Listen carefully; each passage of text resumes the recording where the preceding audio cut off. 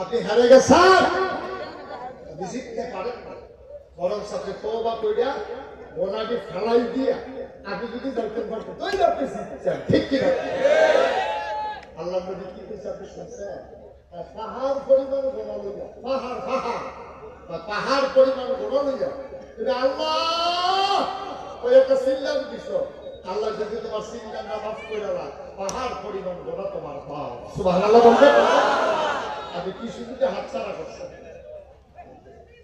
আজকে যদি হিসাব করা হয় আমি আমার ভাগে জান্নাতের গ্যারান্টি দিতে পারবো না, তুমিও পারবা না আমাদের এত গোনা। কিন্তু যদি আল্লাহর কাছে মাফ চাই, আল্লাহ যদি মাফ করে দেয় তাইলে তো আমি মাসুম নিষ্পাপ হয়ে কবরে যাব। কেমনে রে আব্দুল মালেক সাহেব কেমনে বিদায় হয়ে গেল? কয়েকদিন আগে করিম মাস্টার সাহেব কয়েকদিন বিলইছে মারা গেছে।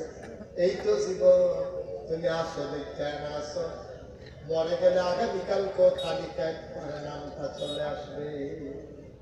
আগামীকালকে এই নামের ভিতরে তোমার নামটাও চলে আসবে, তুমিও কি রঙের ঘোড়া আমরা দৌড়াইতেছি দেখে। সবাই মিলে আমরা মাফ চাই, দরকার আছে নাকি নাই? সবাই নামাজের মতো করে বসে, সবাই নামাজের মতো করে বসে, সবাই মিলে আল্লাহর দরবারে মাফ চাইব। আল্লাহ যেন আমাদের গোনাগুলো মাফ করে দেয়। আমরা সবাই মিলে মাফ চাইব, সবাই বসে নামাজের মতো করে বসে, আমরা সবাই মিলে তওবা করব। আল্লাহ যেন আমাদের জীবনের গোনাগুলো মাফ করে দেয়। দরকার আছে নাকি নাই? যারা দাঁড়িয়ে আছে যদি মনে করেন সামনে একটু জায়গা পাওয়া যায় বসে পড়ুন, বসে পড়ুন। আমরা সবাই মিলে তওবা করবো, পিছে তিরস্কার করবো, তারপর ইনশাআল্লাহ আমরা আখির মোনাজাত করে দেব। আল্লাহ যেন কবুল করে। সবাই করে না আমি সবাই আমার সাথে চক্ষু বন্ধ করে বসে সবাই আমার সাথে পড়েন আউযু বিল্লাহি মিনাশ শাইতানির রাজিম বিসমিল্লাহির রাহমানির রাহিম আস্তাগফিরুল্লাহ রাব্বি মিন কুল্লি যামবিন ওয়া আতুবু ইলাইহি লা হাওলা ওয়া লা কুওয়াতা ইল্লা বিল্লাহিল আলিয়্যিল আযীম। আল্লাহ হে আল্লাহ হে আল্লাহ, ইচ্ছায় অনিচ্ছায় প্রকাশ্যে গোপনে শয়তানের কুমন্ত্রণায় পড়ে, নফসের তাড়নায় পড়ে জীবনে যত গুনাহ করেছি, কবিরা সগীরা শিরক বেদাত সমস্ত গুনাহ থেকে খালেস অন্তরে তওবা করতেছি। হে আল্লাহ হে আল্লাহ হে আল্লাহ, মাফ করে দাও, তওবা কবুল করে নাও। আশহাদু আল্লা ইলাহা ইল্লাল্লাহু ওয়াহদাহু লা শারীকা লাহু ওয়া আশহাদু আন্না সাইয়্যিদানা হাবিবানা মাওলানা মুহাম্মাদান আবদুহু ওয়া রাসূলুহু সাল্লাল্লাহু আলাইহি ওয়াসাল্লাম।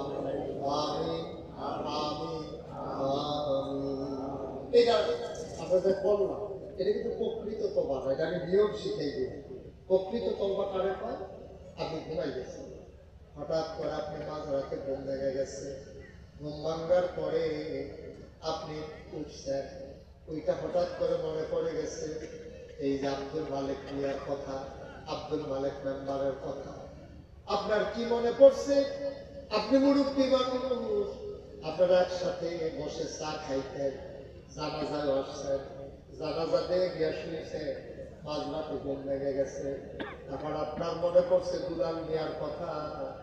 আপনি ওই শেষ রাতে যখন ঘুম ভেঙে গেছে আপনি মনে করলেন দুলাল মিয়া মালিক মিয়া নাই, এই ডাক্তার তো আমারও পড়তে পারতো, আমার পরে নাই, ওনাদের পড়ছে, এই জন্য ওনারা নাই।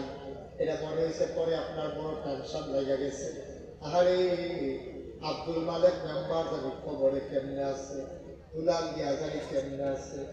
আপনার চিন্তা পড়ে গেছে মনের ভিতরে, আপনার হুঁশ নাই, আপনি চিন্তায় পড়ে গেছেন। আপনার বড় চিন্তা, আমার ডাক আসে নাই, আমি মরি নাই। আপনি মনে করলেন তখন মানুষের যখন একটু তাহাজ্জুদ করি, আপনি ওযু কইরা তাহাজ্জুদ কইরা সেজদায় গিয়ে আপনি কাঁদতেছেন, আল্লাহর লগে আবার কথা কইতে আছে, মাওলা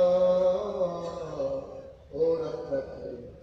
যেমন করে আব্দুল মালিক বিহারি নিয়ে গেছো, আমারও তো একদিন নিয়ে যাবা, আমি ভিক্ষা চাই। আজকে সেজদা করে তোমার কাছে মাফ চাই, আমার জীবনের গুনাহগুলো তুমি মাফ করে দাও। আপনার হুঁশ নাই, আপনি কাঁদতেছেন, গাল বেয়ে পানি পড়তেছে, আপনার মনে পড়তেছে আপনি কার টাকা মাইরা দিছিলেন, কারণ অন্যায় ভাবে একটা থাপ্পড় মারছিলেন।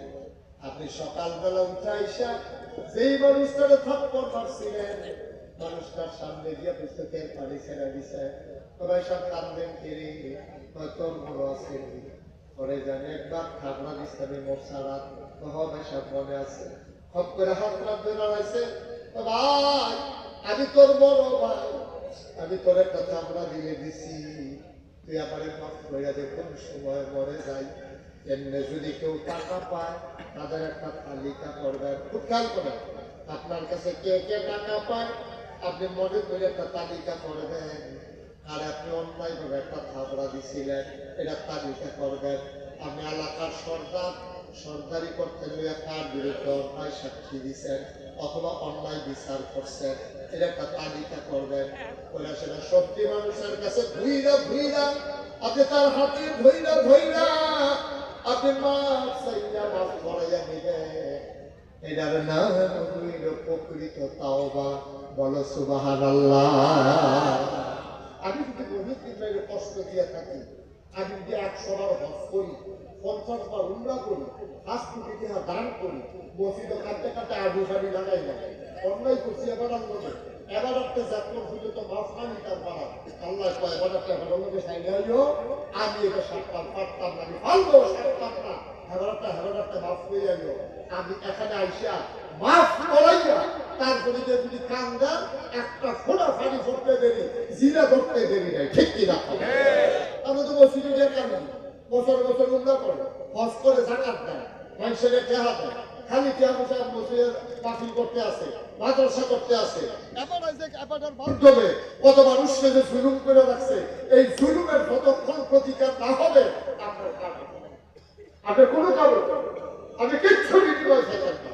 আপনি যারা যারা অন্যায় করছেন জানবো যে আপনি হুজুরকে ঠিক করে পারছেন, কথায় কথায় হুজুরের চাকরি হয়ে গেছে, আপনি মসজিদের সভাপতি, হুজুরে দিলে কিনা সুদের বিরুদ্ধে কইছে, আপনি সব শ্রেণী যে ওয়াজ করছে, পরের সপ্তাহে আপনি হুজুরকে বিদায় করে দিচ্ছে, এই হুজুর রান্না করে হুজুর আপনি আবার ইবাদতি করবেন, সুদের ব্যাপারে যত কথা আছে সব কইলেন, আমি সুদ আল্লাহর রাস্তা চাইলে দিছি, আমার আর সুদের দরকার নাই, আমার আর দেহা লাগতো না, আমার বুঝ হয়েছে আমি যদি থাকতাম না, আমার মদের ব্যাপার নাই, আমার মদের ব্যাপার আমিও তো নাই, ডাক্তার হেবাটা ফসে দিকে না, হেবাটা গেছে আমার ডাক্তার দাম নিয়ে গেলাম। এটার নাম হলো প্রকৃত তওবা। আমরা তো ভবিষ্যৎকে স্বপ্ন দেখি, আমি বোধ আরো 50 বছর বাঁচবো, আমি বোধ আরো 100 বছর বাঁচবো। আপনি খেয়াল রাখবেন, এটা বাঁচার জায়গা না, থাকার জায়গা না। আপনি নিশ্চিত জায়গা রাখেন,